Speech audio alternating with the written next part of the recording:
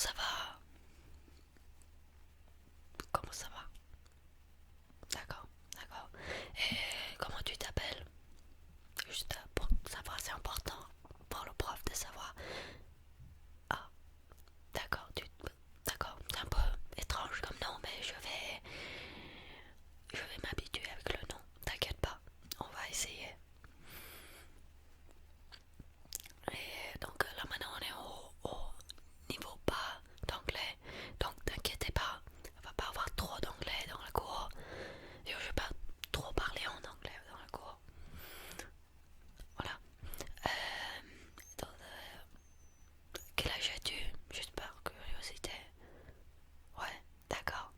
Comme je croyais. Comme je croyais, tu m'as donné l'air comme si t'as cet âge-là. Et,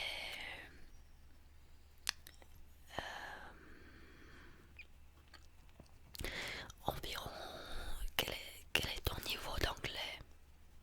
Juste pour que je sache. Si, par exemple, tu donnes-moi une phrase en anglais ou je ne sais quoi. Ouais, d'accord, pas mal, pas mal, pas mal. Je dis bravo. Je dis bravo, c'est pas mal comme niveau. Maintenant, je vais être honnête. La majorité des anglophones dans les pays étrangers sont mieux en anglais que les Américains ou les Anglais. Pourquoi?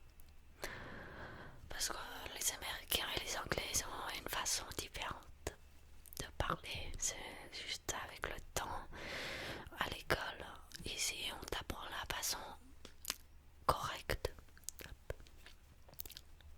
Dans les États-Unis et en Angleterre, c'est un mélange de je ne sais quoi.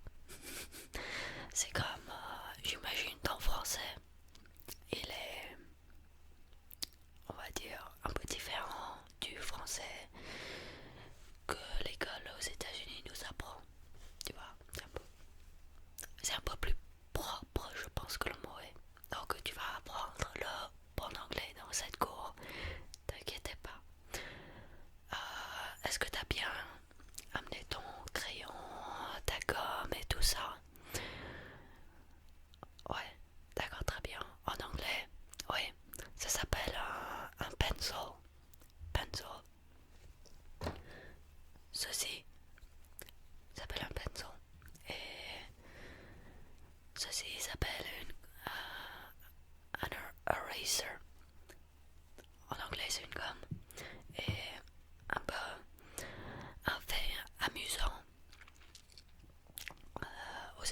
En anglais, on n'a pas de masculin et féminin. Genre, par exemple, là, devant moi, j'ai un ordinateur, c'est masculin. En anglais, on n'a pas ça, c'est a computer. Et juste, il n'y a pas de féminin, masculin, c'est beaucoup plus simple.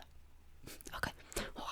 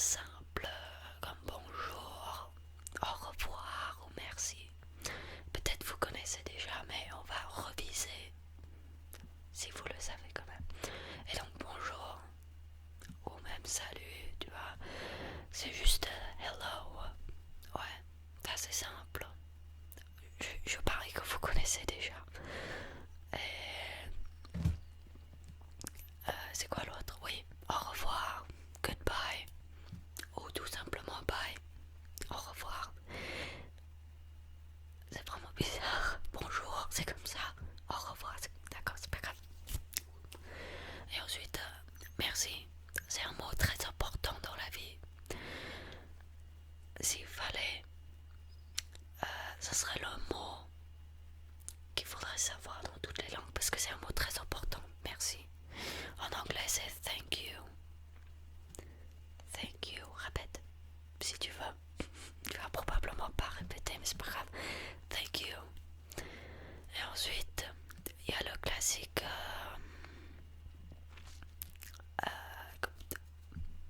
Oui, s'il te plaît, s'il te plaît, s'il te plaît, s'il te plaît. En anglais, c'est please, please, please, please, please. Aussi, un mot très important de savoir pour être poli. Voilà, c'est des mots de base. C'est des mots de base. Donc, habitue, habille-toi, non pas habille-toi, habitue. Il faut connaître ces mots, voilà. Habitue, j'arrive pas à le dire, c'est pas vrai. D'accord. Alors, je pense que la prochaine étape, c'est une étape assez importante quand tu apprends une langue, c'est la conjugaison. C'est la conjugaison. Maintenant, je veux que tu sortes ton carnet. Ouais. En anglais, c'est un notebook. Un note. Comme en français, je pense, un note. Des notes. Et un book, c'est un livre. Donc, un livre où tu mets tes notes. Un notebook, c'est logique. En français, c'est un carnet, je pense. Oui. Sors ton carnet et on va reviser les conjugaisons. Les conjugaisons. Maintenant, en français, c'est ce qui m'a énervé le plus. Le plus. Les conjugaisons. Peut-être pas le plus. Pour moi, c'est ce qui m'a énervé le plus, c'est le subjonctif. Ça, c'est. Yeah, le subjonctif. Mais en anglais, d'accord? Les conjugaisons sont très simples, hyper simples. Ça peut pas être plus simple que ça. Yeah. En français, le verbe avoir, j'ai, tu as, il a, elle a, nous avons, vous avez, il, elle, on, c'est vous. Pourquoi est-ce que c'est tellement différent?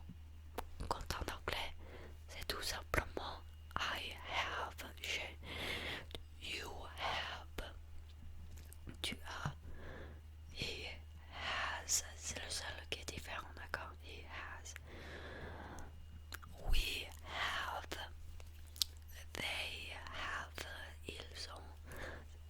C'est beaucoup plus simple, tu vois ce que je veux dire? Maintenant, j'espère que la conjugaison revient dans ta tête. Voilà. Sinon, qu'est-ce qu'on pourrait faire?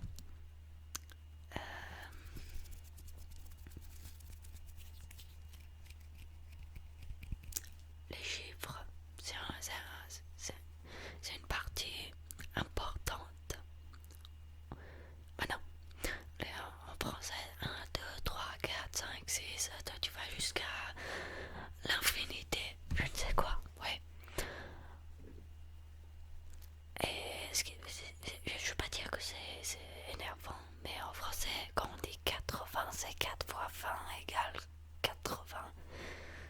Ouais. Je pense que les Canadiens, ils ont une façon différente, genre octe quelque chose. Mais en anglais, c'est 80, un peu plus simple. Allez, on fait 1. Si tu veux, tu peux répéter 2, 3, 4, 5, 6, 7, 8, 9, 10, 11, 12, 13, 14, 15, 16, 17, 18, 19, 20. Ensuite, c'est plus simple, mais c'est 20, 30, 40, 50, 60 pour 60. 70, 60 plus 10, mais en anglais c'est 70, 80, 90, 100, voilà. C'est un peu plus simple. Voilà, je pense que ça peut conclure. Non, t'es pas con, t'inquiète pas, mais conclure cette session. Je pense